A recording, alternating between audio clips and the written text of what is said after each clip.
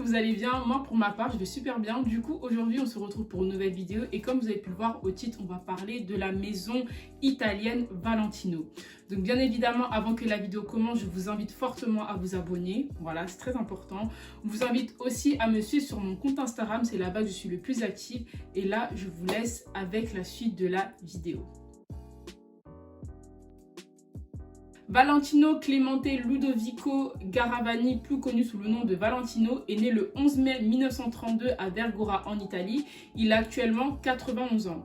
Et pour ceux qui ne le connaissent pas, c'est un très grand styliste et très grand couturier d'origine italienne. À 17 ans, il décide de quitter sa ville natale pour s'installer à Paris et poursuivre ses études à l'école syndicale de la haute couture pendant un an. Sa carrière, elle va débuter en 1956 aux côtés de Jean Dessès et après ça, il va devenir le bras droit de Guy Laroche.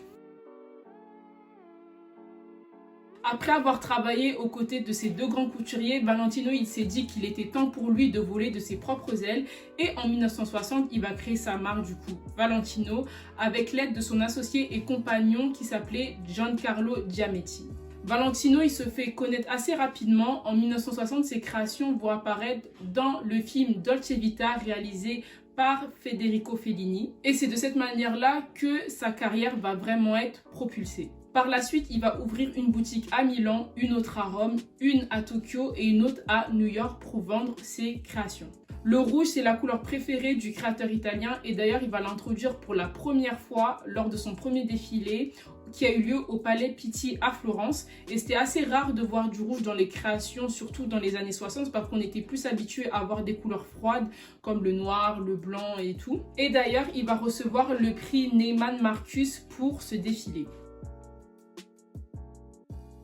Si on devait décrire le style de la maison italienne en 3 mots, ce serait la féminité, l'élégance et le chic. C'est quelque chose qu'on retrouve dans chacune de leurs collections. Dans la collection Printemps-été de 2023, on y retrouve des créations très féminines et très amples avec des tissus assez légers. Et les couleurs, en fait, elles sont très chaudes. Il y a beaucoup de couleurs assez épurées comme le beige, le marron ou encore le camel.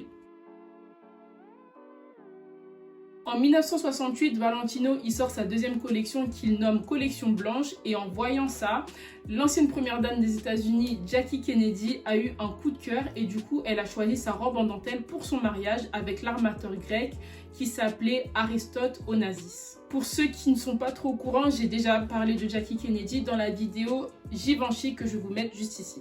En 1975, le créateur italien il lance sa collection de prêt-à-porter qu'il a nommée Valentino Boutique Ltd à Paris. En 1978, Valentino lance son tout premier parfum et il faut savoir que son parfum il est composé de notes vertes, c'est-à-dire qu'on y retrouve du citron, de la basilic et de la pêche. Il y a également des notes de cœur, c'est-à-dire qu'on y retrouve de la rose, du jasmin, de l'œillet, du cyclamen et du muguet. Et en note de fond, il y a de la mousse de chêne, du musc, de la cèdre et de la civette.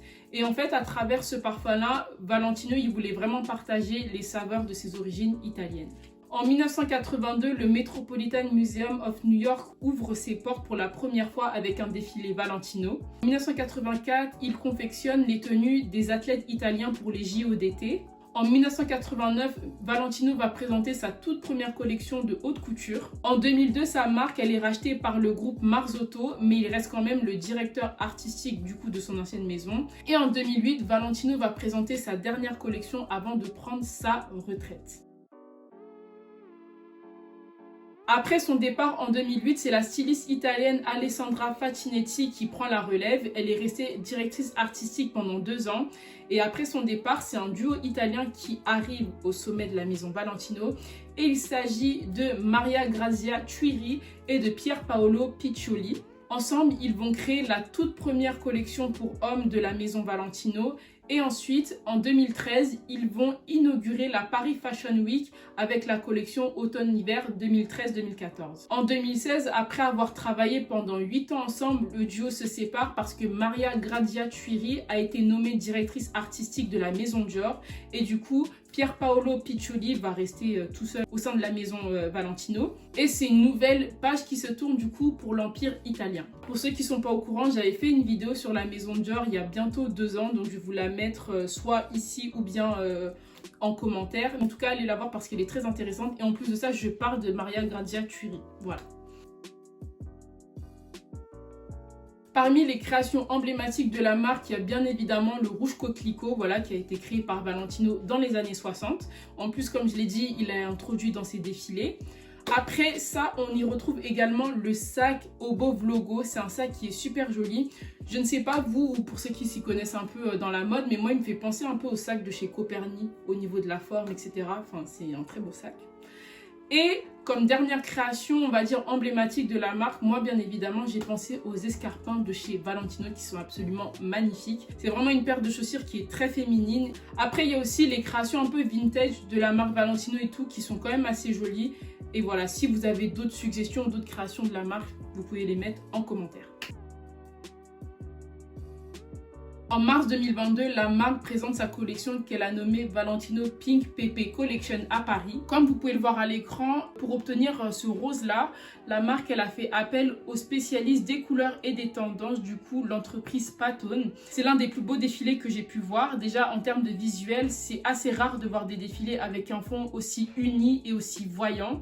Et les créations, elles étaient rose et noir, voilà, il n'y avait pas d'autres couleurs.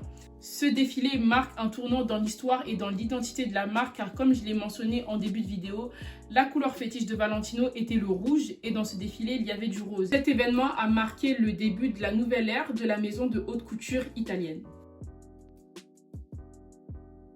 Selon moi, Valentino, c'est vraiment une marque de haute couture qui reflète la féminité. Ça fait 63 ans que la marque, elle existe et elle arrive à s'adapter aux tendances actuelles tout en gardant son identité.